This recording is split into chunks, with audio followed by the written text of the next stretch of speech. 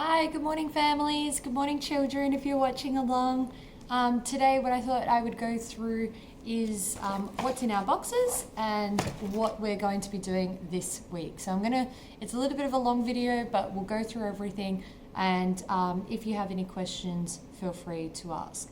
So I'm going to firstly remind that all families would have got a little slip with their children's Teach Your Monster to Read, which is just a fun game that they can learn their letters, sounds. Eventually it goes into words and sentences. Sunshine Classics has a range of different books and they can record themselves reading as well, which is quite nice. And Maths Online has your maths activities. If you're having any problems with these, please let us know because we can help reset the passwords and whatnot. So that's just different online activities you can do throughout the week. Now in week 2 we've got a few different activities that you can do with the children. I'm going to give you some strategies. Use them whether you like to or not. Don't feel too pressured because again you're not the same as us, and these are just some strategies that you could potentially use. So one of the first activities that you can do is the writing prompt, which is talking about superpowers. Now, what we would typically do when we're at school is we would really immerse them in that idea. What is a superpower and how is it different from being normal? And if you could have one, what would it be? And thinking about all the different potential things that it could be and bouncing ideas off each other. So sometimes it might be that you introduce the idea on a Monday and talk about it and then see whether you can notice it in their environment. So it might be a TV show they watch. It may be when you go to the shop, something sort of pops up, ooh, imagine, or they say, oh, I wish I could do this. And it's like, oh, well, could that be a superpower? And really questioning them on those sorts of things and getting them to use vocabulary to describe it. So like, oh, I'd like to be invisible. Oh, why? Because I could creep and I could do some amazing things, and just really extending those ideas. So it may be that the first few days you're just talking about it and getting them to really think about it. And then in the next few days, you might get them to start drawing. What does it look like? What kind of colors would you use? And all that sort of thing. And writing would depend on where your child's at for writing. So we've got quite a spectrum in our classroom. So if they're up to writing short sentences, go for it, let them do that. And then what you might do is, if they are writing, you might, and they've written a simple sentence, you might say, ooh, how could we add, how could we explain this, but how could we do this? Maybe add some adjectives. But if they're not up to writing, you might get them to verbalize it, write it down, and then they can copy what you wrote. But if they're up to just tracing, you might write it really lightly and they go over your handwriting. So the main thing is that they're thinking about stories, they're linking pictures with words, and that they're really being creative in that regard. So you've got these prompts as well. So if you do find it tricky, you might show flying and you might get them to cut out the picture for flying and then do a background for it. So if they're flying, where would they be? Would they be in outer space? Would they be in the sky? Would they be going over your house? What does flying look like to them? So that's the writing prompt, and you can take it as is. Sometimes if you feel like they're not going to do any writing, then just get them to talk about it. It's just as good. Okay, and then you've got your practicing your handwriting, which, I had it here a second ago. There we go. Your handwriting sheets, do the letters from F to J.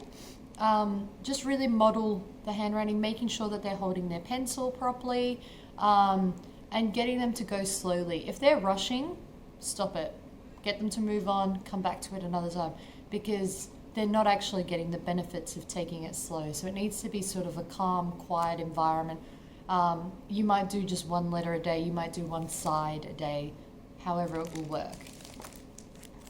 Now, sight words, not all the children are ready for this, but it doesn't necessarily mean that we can't expose them to it. So you might just practice the words, practice getting them to write it, practice getting them to say it, making sure that they're pronouncing the words properly, especially if there's like for little, if they're saying whittle, little, and making sure that you get them to really pronounce it properly. And they can practice their handwriting. But if you're finding that they're not remembering the words, don't put pressure on them. Just move on to the next ones or move on to something else, or get them to put it in a sentence, like, an exaggerated, like, I said, and that's what this said. I said, go get some breakfast. And that way they can hear it in context as well. And they'll get it eventually. It just sometimes takes a bit of time. So you've got sight words, you've got letter formation, the writing prompt, reading, you're choosing something from the reading matrix. Now, on the reading matrix, just choosing any book that they love. You can read it. It'd be great if you can read it more than once, so it's a few times a week. And then they might draw a picture of their favorite character and describe what they're like. They might act out the story to their family, whatever kind of mood they're in. And then you can just maybe put a date as to when they've done it. You might record it, you might take photos, just so that you have some documentation of it. And you can send it to us as well, which would be great. That's the reading activity. Now, maths is the same activity that we did last week, which is the days of the week. Let me find that picture. So the days of the week activity, and they're doing the same thing again. So just documenting what they did on each day. What did they do on Monday, Tuesday, Wednesday, Thursday, Friday, Saturday, Sunday? And this is where you can do comparisons, because they've done the both weeks. Oh, what did we do last Monday? Oh, last Monday we had, chicken dinner. What did we do this Monday? This Monday we went to the park. Oh, that's different, isn't it? So just being able to understand what you do on each day. As well, really practicing, like, what day is it today? Today is Monday. What day was it yesterday? Yesterday it was Sunday. And then what day will it be tomorrow? Tuesday. And the reason we put this in is because days of the week is really tricky, because it's a time construct and they're not necessarily that great with time, as some of you may know.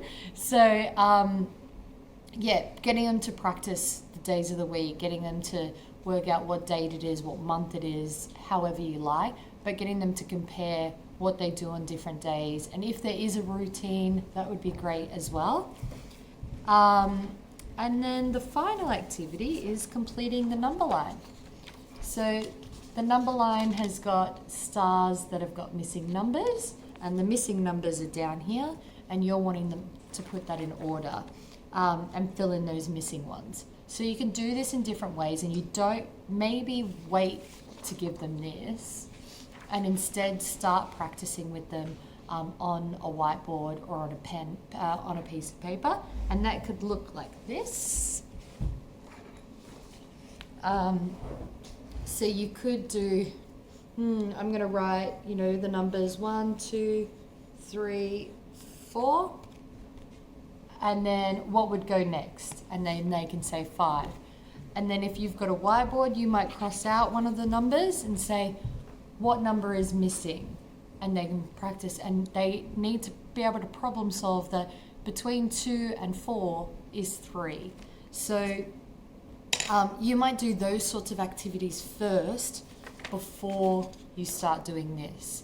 And that way you can be able to tell whether it's working or not. I know it's a lot of information, and hopefully it's getting explained. And if it's not, please give us feedback for this. We're going to be sending out some different tutorial videos.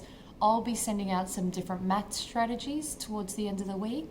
And Jenna and Laura will be doing some different writing and handwriting videos. Essentially, we just want you guys having a really great week. Specialists will be sending out their stuff as well, which I know is a lot. It's a lot of different things, but we want to stress, do what you can. It's a really intense time. Do what you can, take it slowly, and please get in contact with us if you need absolutely anything. We hope you're all well, and we will speak to you very soon. Bye for now.